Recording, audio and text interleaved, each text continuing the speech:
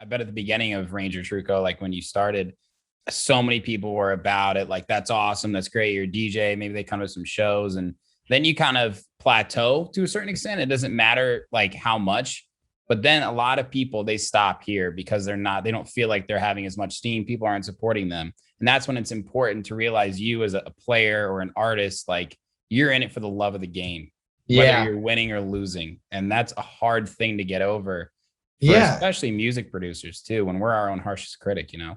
Yeah, I think it's important to realize that like you need to do what you do regardless of how you appear to be popping, how you appear to be being received. Is you just got to realize what you're in it for. And what you're in it for is the music and the constant work, and you just being yourself. And like that'll fluctuate at all times. There will be times when like you have 4 announcements in a week and you got a bunch of interaction and a bunch of reposts, and all of a sudden everyone wants Yeah. to be a fan. And then there will be a month that'll go by where you won't, like where you'll have a production month, you won't leave your room, you won't be posting anything, and it's hard. It kind of feels Yeah. like you were here and now you're here. In truth, it's like you just got to keep working and stay the course. I mean, that's a thing I continue to learn about, struggle with. And Yeah. dude, Absolutely. I know what you're saying for sure. Especially in social media too. I think it's so easy Yeah. to compare ourselves to other people when the fact of the matter is the people we're seeing have success on social media is the 0.1%, Yeah. and it's just Yeah. easy to be like, why it's the imposter syndrome. It's the jealousy issue. It's really easy to get caught up in that stuff, but that's why it's awesome. Like you said, before we went on air, like why having your friends that are in it with you kind of ground you and say, either that's not you or you're good, because a lot of times, man, it's like you said, you're having a production month. It's just you in the studio and like you're either Yeah. grinding or you can't get focused, and it's art. So it won't always come to you so naturally. And that's the difficult part. I think people outside of the industry can't understand. Yeah, completely. And I think it's important to have friends. I actually almost tweeted this today. It's really important to not only have friends, like you said, to check you, to keep to remind you that, this is part of it. This is a journey. This isn't Right. going to happen overnight. Right. But it's also important to have friends who are going to surround yourself with people who are going to send you music that makes you think to yourself. This is kind of a separate topic, but you made me think of it. Yeah.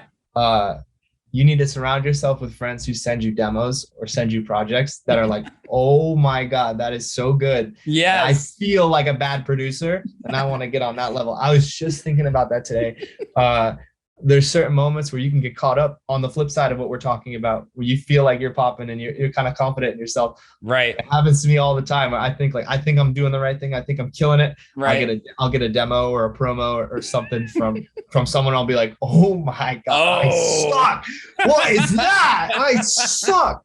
I need to get here. And so that is a huge part of growing as a producer, is having people that are going to send you those tracks that are like, oh my God, like I need to be on your level, like kind of piss you off. Like, why didn't I make that? Like, seriously. Yes. That's a big part of what that friend group entails. And we all have one friend that is constantly sending like great tracks. And I'm like, what the fuck, dude? You get it in a way I'll never get it.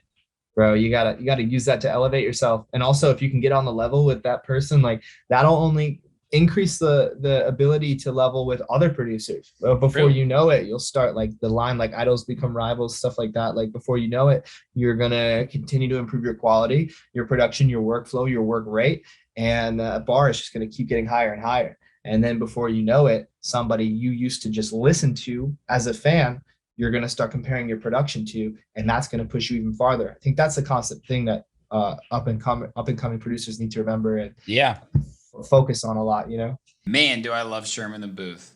Oh, hey, I think you do too. Hope you enjoyed that piece of content. If you're looking for more, make sure to go to my YouTube channel and hit that subscribe button and turn on all notifications so you don't miss any upcoming Sherm in the Booth interviews, live sets, new music, exclusive artist interviews, Sherm's Word, sub-pack reviews, and more. This is your one-stop shop for everything entertainment. Cheers.